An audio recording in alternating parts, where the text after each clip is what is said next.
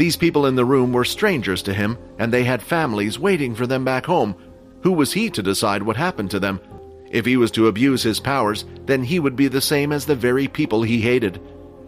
"Well, Quinn, what do you want to do?" Peter asked, looking at him. Peter had already made up his mind. He was sick of worrying about this and just wanted to get it over and done with. He convinced himself if he didn't at least resort to this, then there would be more body bags, and a missing limb was better than a body bag. "I can't," Quinn said. "I don't even know these people that well." Quinn's reply surprised Peter, as he was sure Quinn had felt the same way, as if he just wanted to find the quickest solution. "If it makes it easier for you, some of these people aren't good people." Fex then went over to two of the male students off to the right side and lifted their heads, revealing a few bruise marks on their faces. "You see these two here? They were my roommates. As soon as I entered the room, they started ordering me around. I refused, and you know what they tried to do? Beat me. So I gave them a beating back. I hadn't even said a word to them yet." "What about the rest?" Quinn asked. "Well, the rest were randomly selected. They just had bad luck, that's all. Look, someone had to draw the short straw, right?" While Vorden was looking at the students, he recognized one of the female students. It was the same girl who he had copied the regenerative ability off the other day. Now it made sense why he couldn't find her earlier. It must have been due to Fex keeping her in this room.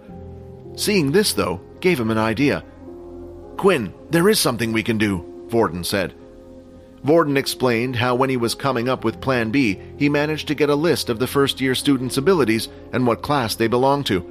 On this list, it stated that out of all the first years, 3 students had regenerative abilities. Before, he had never considered this an option. Only now that they were able to erase their memories did he think of this. "There's still a problem," Quinn said. "Even if we manage to get those 3 students, we still need 2 more." "But at least it's a start, Quinn," Vorden replied. They explained their plan to Fex. After all, they needed him to make sure he erased their memories. Although he complained a little, he did accept it in the end. He then lifted the female student off the ground who had regenerative ability. "I'm telling you guys, we could get this all over and done with. Are you sure you want to do it this way?" Fex asked. Quinn nodded in response. "All right then." Fex then pushed the female student towards Quinn, and he managed to grab her just before she tripped and fell over. "This is your problem, not mine. I'm not going to do everything, so one of you is going to have to cut off her body part. I'm not a sicko who gets pleasure seeing people in pain, so I'm afraid I'm not going to volunteer myself." The boys started to discuss who was going to cut off the limb, since none of them were ready. Vorden knew firsthand what the pain was like and argued that he had already done his part, while Quinn was the one who cut off Vorden's leg. In the end, it was a unanimous decision that Peter should be the one to do it. He had similar strength as Quinn, so he should be able to cut it off clean. Peter grabbed the meat cleaver from the kitchen counter and walked over to the female, all the while Vorden and Quinn held her down on the floor. This time, they had also put several towels where the cut was supposed to be made to not make a big mess like the last time. The two had to hold her down even though her mouth was already gagged. Furthermore, she was blindfolded, but she had heard the whole conversation going on between all of the people in the room. At first, she thought it was a twisted, sick joke being played by her friends. But as soon as she heard them deliberate and talk more about the matter, she slowly realized that it was becoming a reality. Not being able to see anything either was making her go mad, as she imagined that they might do all sorts of things to her. As Peter kneeled on his knees, his hands were shaking.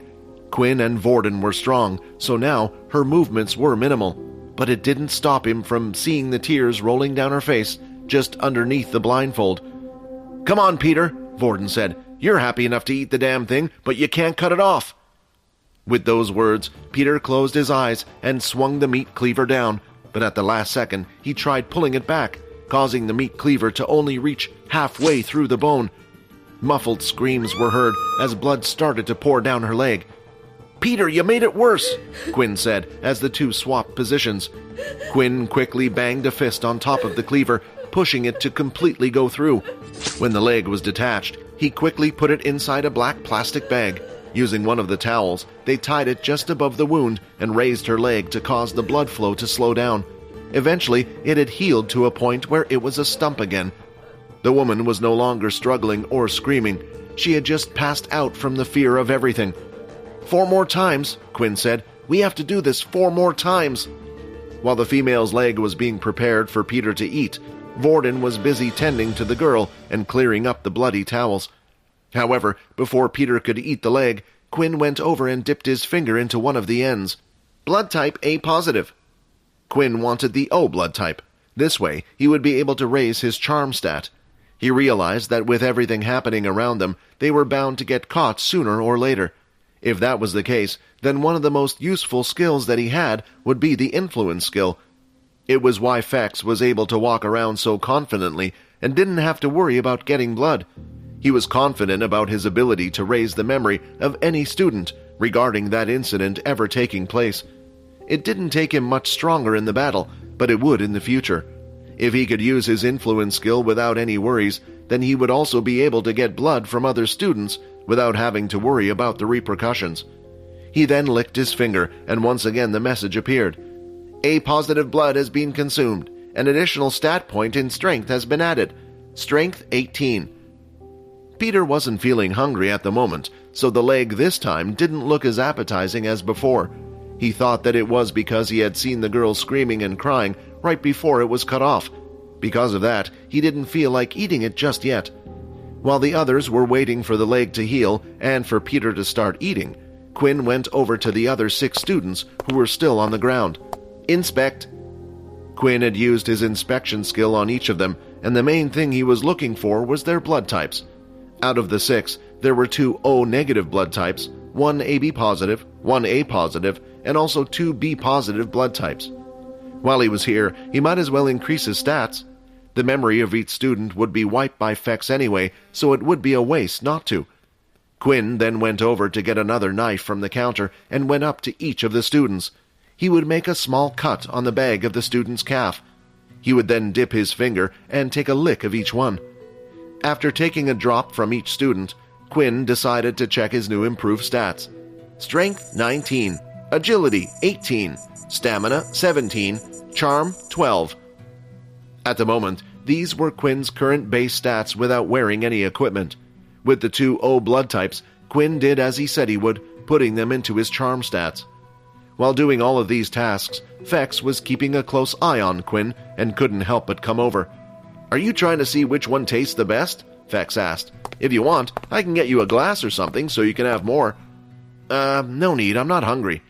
As Quinn said those words, he realized that this was the first time he was talking about blood with another vampire, as if it was food. It was strange, but at the same time nice that he didn't sound crazy. "I was just trying to get as many different people's blood types as possible," Quinn answered. "You're a strange one." "Oh, I know, I bet you're one of those blood freaks who has to find the perfect type of blood," Fex said as he shrugged his shoulders. "To me, blood is just blood. It all tastes the same no matter who it comes from." Hearing Fex say this started to make Quinn think. "Did you have any of their blood before we came here?" Quinn asked. "Nah, I can last quite a while before I start to crave blood. Although I still appreciate the gift that you gave me before," Fex replied. A realization dawned upon Quinn. Hi, Quinn here. Wondering what happens next? If you want to jump the queue and unleash all episodes, click on the link here and install the Pocket FM app.